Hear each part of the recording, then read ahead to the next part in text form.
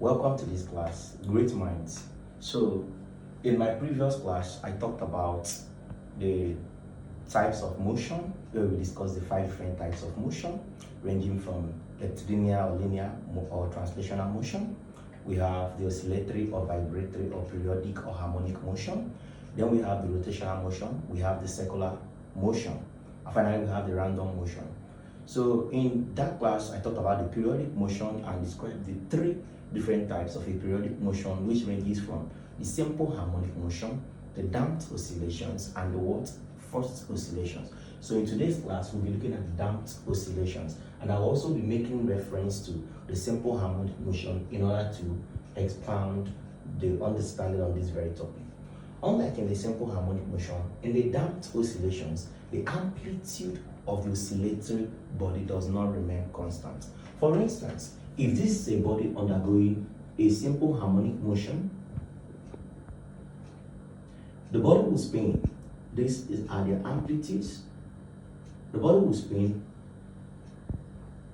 Is going to be continuously like this. But remember, this is just an assumption and does not exist like this in real life. In real life, the amplitude will not remain constant because of different factors, ranging from the loss in what? In energy, which is brought about by friction in fluid, in this case, viscosity of the air. So let's take a case of a damping oscillation. The amplitude is going to start here, naturally, and then because of the loss in energy brought about by the viscosity in the air, is going to die off. So because the amplitude do not remain constant in nature, there is said to be dissipative forces acting towards this very body.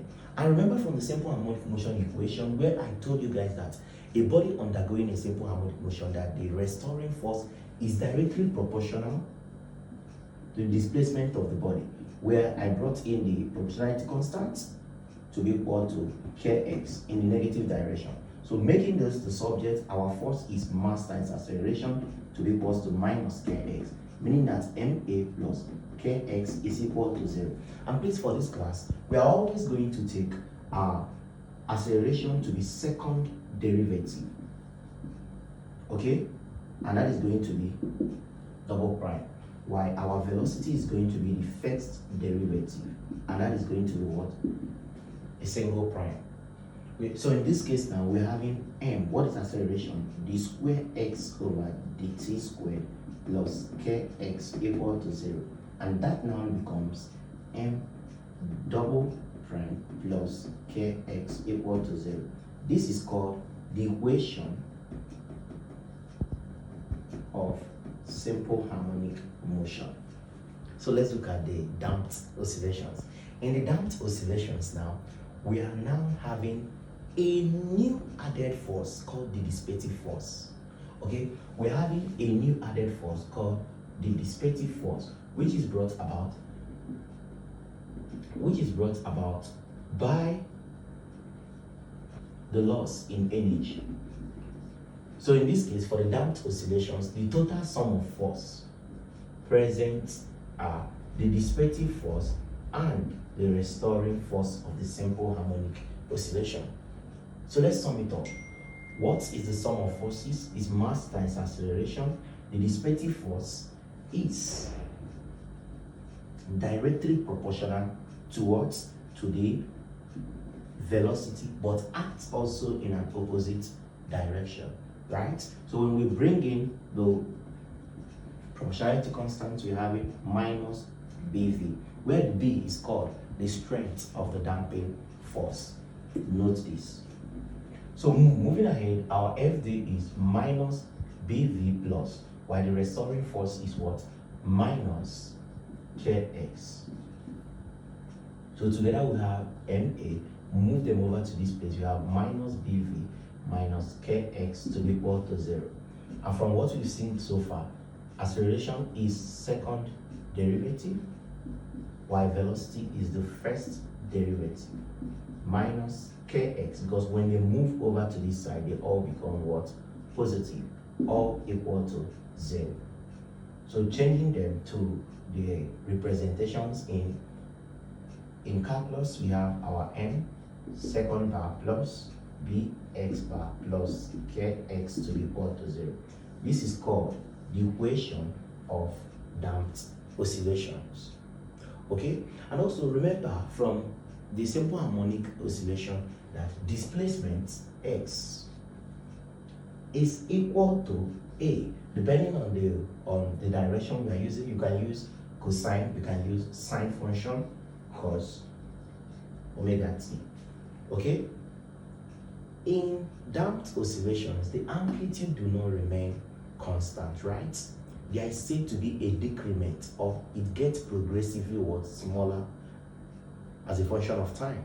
So in that case, the amplitude for a damped oscillation is equal to exponential minus 1 over 2 b over m t.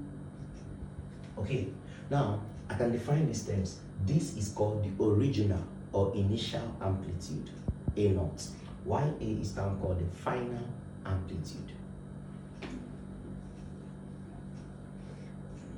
Next, we can talk about the other factor. All right, so now we've been able to see the amplitude of a damped oscillation. Let's now look at the displacements. Remember, this is the general formula for the displacements. So the displacement x now becomes the amplitude of the damping now is A naught. A naught exponential minus 1 over 2 b over mt cos omega t. In this case, the angular frequency is omega prime. This angular frequency for the case of damping is called the angular damping frequency. Note that. So let's define some other parameters for this class. They include, number one, the relaxation time, or rather, let me take the damping time. The damping time, presented with the letter Td, is equal to 1 over omega squared. Second is the relaxation time.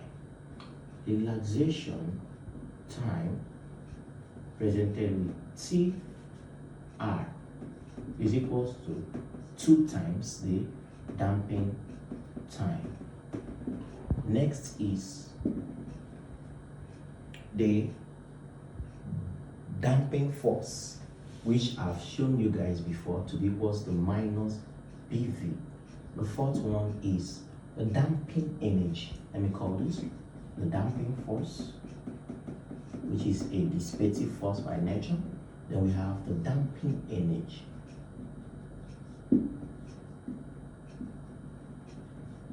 The damping energy is 1 over 2m. You can use the letter C as amplitude, you can use A as amplitude. All the same. The initial amplitude and what? Omega squared initial. Next, we talk about the damping power. The damping power, which I write as PD. The damping power, PD, is equal to the damping force times what? Velocity. Of course, power is force times velocity. So what's the damping power force? The damping force is BV times velocity. That means PD becomes minus BV squared. And finally, we have the quality factor. The quality factor is also said to be the ratio. Quality factor is just the ratio of the angular damping frequency to what? To the angular frequency, to the square of the angular frequency. All right. So let's look at some of the questions. So we look at the first question. The first question states that a simple pendulum of length 22 meters is set into oscillations with amplitude of 0.05 meters after 5 minutes. It has fallen to 0.025 meters. Calculate the relaxation time. Okay, just like I've mentioned before, in a damped oscillation, the amplitudes do not remain what? Constant. And that is exactly what just happened here. Okay, so in this case, we are giving the length to be 22 meters. We are giving the amplitude, which is the initial amplitude, to be what? 0.05 meters. We are now giving the final amplitude to be 0.025 meters. And we are giving the time after 5 minutes. And you can convert minutes to seconds by multiplying by what? 60 seconds. So 5 times 60 is going to give us 300 seconds. So recall that the formula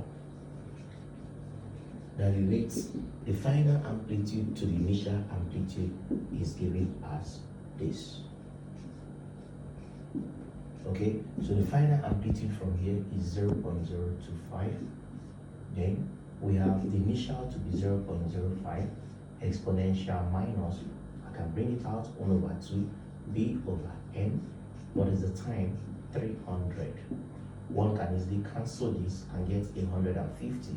Then we now have 0.025 by 0.05 to equals to exponential 150 bracket b over n.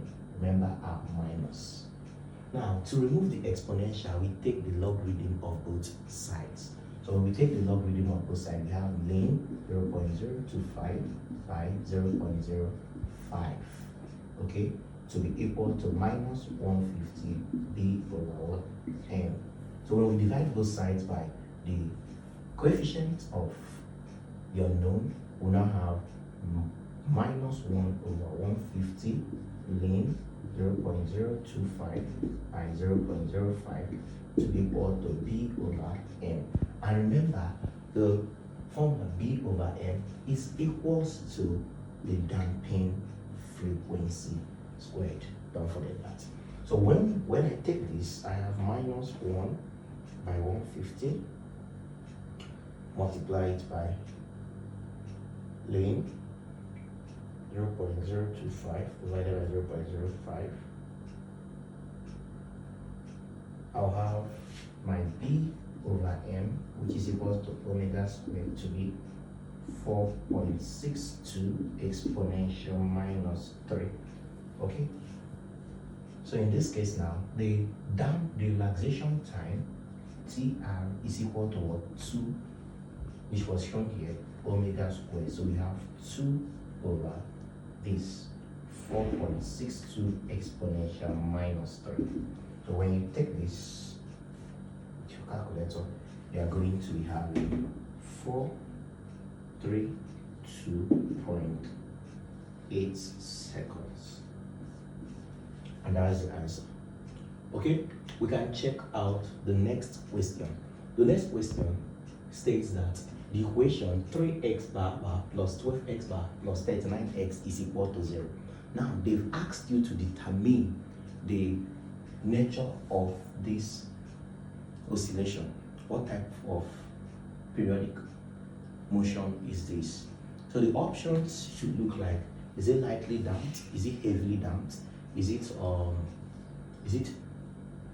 critically damped? Or is it even a damped oscillation? Is it a simple harmonic motion? Or is it forced oscillations? Now we're going to look at that now. But before we look at that, we are going to look at the 3 cases of damping. The 3 different cases of damping.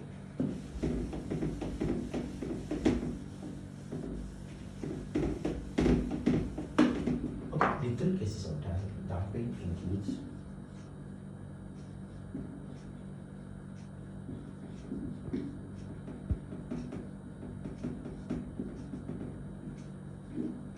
number 1,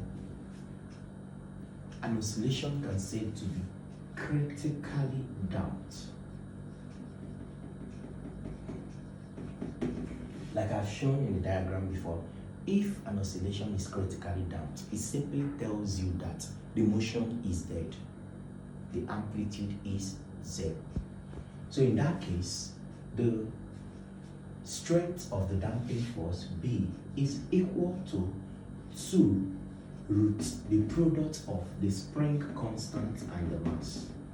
The second case is when it is said to be heavily damped, heavily or over damped system. Okay?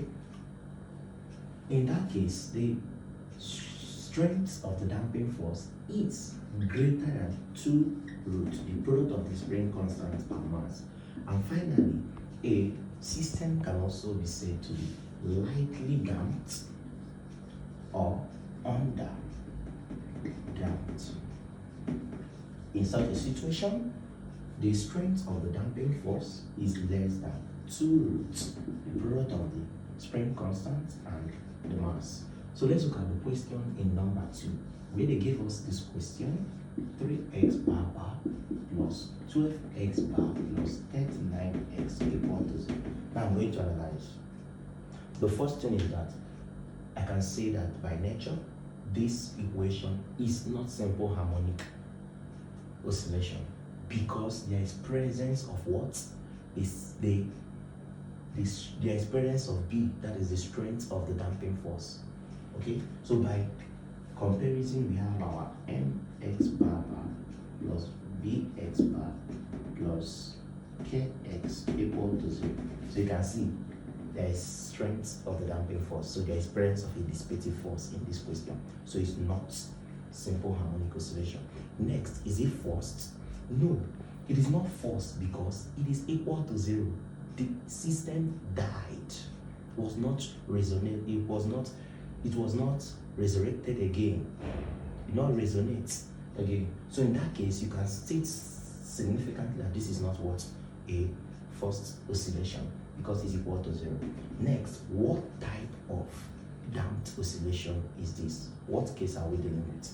Next, we compare B to 2 roots KM. So what's the B from this comparison? Is 12. 2 roots. What is K? 39 times. What is our M? 3. So when you multiply this, you have 12 roots. 2, 39 times this, root this will be giving us 21 points. So by default, one can easily see that 12 is less than 21. And if it is less than, you can see that this is case 3. It is said to be lightly or under damped. So the answer is lightly damped system. Thank you. So let's look at the final question on the board. We are given that the equation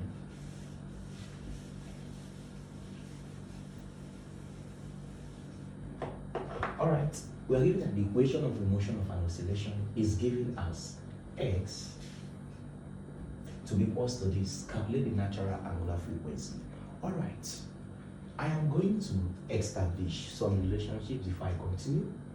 One thing you should understand is that we have, from the simple harmonic motion, your normal angular frequency is just with k over m. So when the motion is at the origin, it has what we call natural angular frequency for a simple harmonic oscillation. But for the damped oscillation, it changes. For the damped oscillations, we have what we call the angular damping frequency, which is equal to the root of the natural angular frequency squared plus minus, because it's coming down, minus 1 over 2 of B over M everything squared. You get that? Everything squared, which I can rewrite to be the square root of omega naught squared. Omega naught squared, I've shown you, is k over m minus what? If I rewrite this, this becomes what? B squared over what? 4m squared. It's as simple as that. What did I call this? The damping angular frequency. Okay, students, in the third question, we are asked to calculate for the natural angular frequency. And for us to be able to calculate for the natural angular frequency, let's recall from what I've stated earlier before I started solving the questions, that the displacement for a damped oscillation is given to be a exponential minus 1 over 2 b over m t. depending on the function, if it's sine or cosine, sine omega prime t. Now pay attention. The omega prime is what we call the angular damping frequency. And the angular damping frequency is given to be the root, or what you call the square root of the natural angular frequency squared minus the angular frequency squared over 2 all squared. Let's not forget that. And your natural angular frequency squared is simply k by m. Alright? Why? Your angular frequency is simply b over what? M. So if I rewrite this, the damping angular frequency now becomes k by m minus b over what? 2m all squared. Or what? Okay, so if we continue now, we are now going to get the natural angular by making this the subject. Is that not true? So we're going to have the natural angular frequency, which is going to come out, is now going to be equal to the damp angular frequency all squared plus this will now move over here and simply becomes what? 1 over 4, or just omega 4 over 4, which is the same thing as writing the natural angular frequency to be equal to omega prime all squared, okay, plus I can now rewrite this simply as what? Omega squared over 2 all squared. So let's look at the question. The question states that the displacement x is equals to 5 exponential minus 0.25 t sine pi over 2t. So by comparison, x is equals to a exponential, okay, minus 1 over 2b over m simply means what? B over m is what? Omega squared over 2. Remember that is minus by t sine pi over 2 is what I call my omega prime t. So by relationship, one can easily see that omega squared over 2 is equals to 0.25. It's as simple as that. And the angular damping frequency is equals to what? Pi over 2. Alright, so we can now substitute this formula and get our natural angular frequency to be equal to the angular damping frequency omega prime is what? Pi over 2 all squared plus omega squared over 2. What did we get that to be? 0.25 all squared. So this is the point where you are going to use your calculator. So pi over 2, shift pi divided by 2, you square that, you are going to have 2.4674 plus 0.25 all squared, and you're having 0.0625. So by the time you add it up, you have 2.522. So you take the square root and you have 1.59, and its angular frequency, which is in rad per watt seconds. Thank you. Alright, so many other things you can also be asked to determine other factors like the quality factor, like the damping time, like the energy, like the energy per unit mass, like the damping power, like also the dissipative force, which is the same thing as what? As the damping force. Okay? But I've shown you all the relationship and it's as simple and straight as that. So please, I am inviting you all to kinematics tutorials at Ecosodi. And also, I would like you to like, comment if you have questions, and subscribe to this channel on YouTube.